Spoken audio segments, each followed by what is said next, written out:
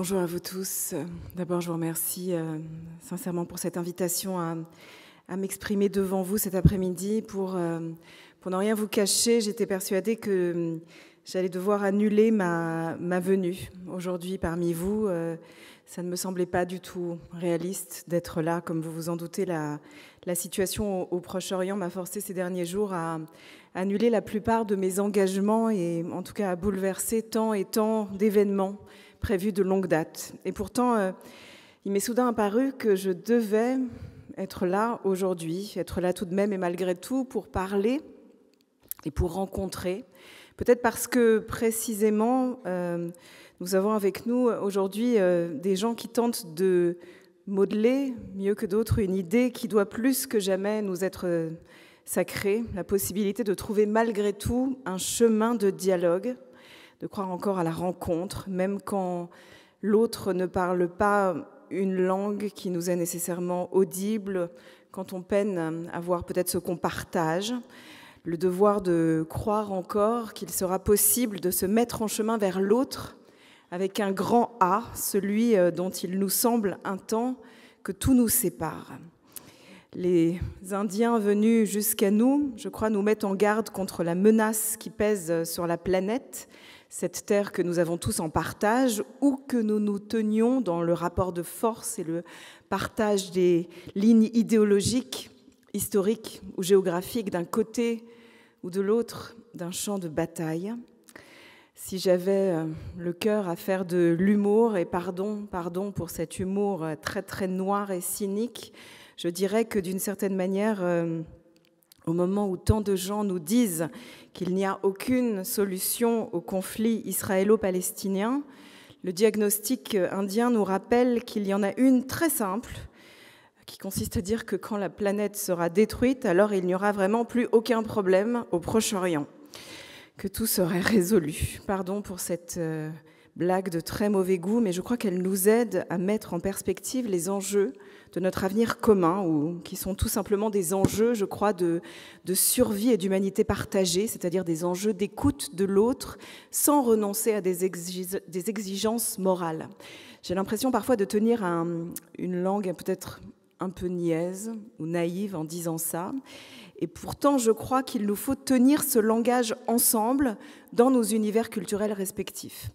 Je veux dire cela d'ailleurs devant nos hôtes.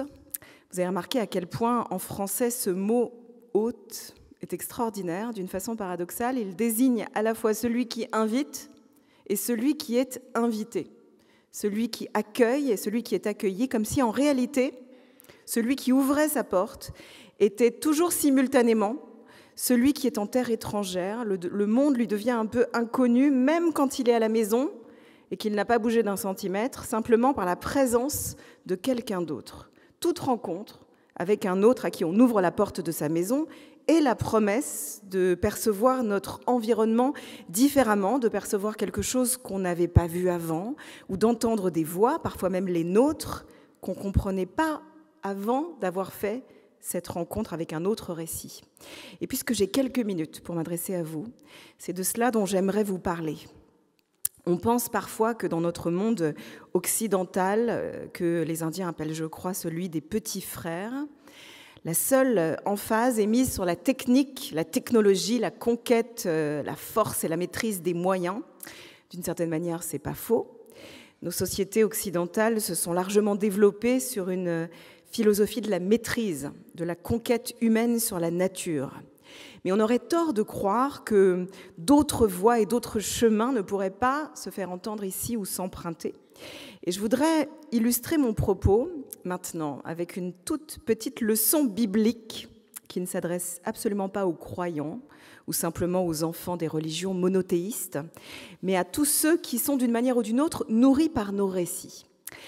Par un étrange hasard, il se trouve que hier, dans toutes les synagogues, on lisait un passage de la Bible, très célèbre, vous le connaissez forcément, c'est l'histoire de la création du monde, le début de la Genèse. Selon cette légende biblique, le monde est créé dans l'obscurité, il y a une parole qui est énoncée, que la lumière soit, et la lumière fut, et ensuite la nature, le ciel, les océans, les arbres, les animaux sont créés, jusqu'au 6e jour de la création, où l'humanité apparaît enfin sur la terre. L'homme arrive dans l'histoire bien après les arbres, après les rivières, les grenouilles, les moustiques. Il est placé au 6e jour dans un jardin qu'on appelle dans la Bible Éden, c'est-à-dire un jardin harmonieux, difficile à placer sur la carte, où s'écoulent 4 fleuves. Je suis sûre d'ailleurs que les Indiens auraient bien des choses à dire et à commenter sur cela. Mais l'élément qui m'intéresse et qui n'est pas très connu est le suivant. Dans la Bible, dans ce texte fondateur de nos sociétés occidentales, le récit de la création du monde est fait 2 fois. Non pas une fois, mais 2 fois. Chapitre 1 et chapitre 2 de la Genèse. Il y a 2 façons différentes de raconter la création du monde. Chapitre 1 de la Bible, voilà ce qui est dit, je cite. « Dieu dit aux hommes, remplissez la terre et soumettez-la. Commandez aux poissons de la mer, aux oiseaux du ciel et à tous les animaux qui se meuvent sur la terre. » Le chapitre 1, vous le voyez, décrit une humanité en contrôle, en puissance, capable de prendre le pouvoir sur la nature. Et voilà qu'au chapitre 2, juste après, la même création du monde est racontée, mais tout à fait différemment. Et là, il est écrit, je cite, « L'Éternel établit l'humanité dans le jardin d'Éden pour le cultiver et le soigner. » Et soudain, c'est comme une autre histoire qui se raconte. Il n'est pas question de soumettre la nature, mais de la travailler et de la garder. Vous le voyez dans nos textes, dans nos livres, nous sont livrés 2 récits très très différents du rôle de l'homme sur cette planète et de son rapport à la nature. Dans le chapitre 1 de la Genèse, l'homme est un conquérant, il contrôle par la technique et la technologie qu'il soumet.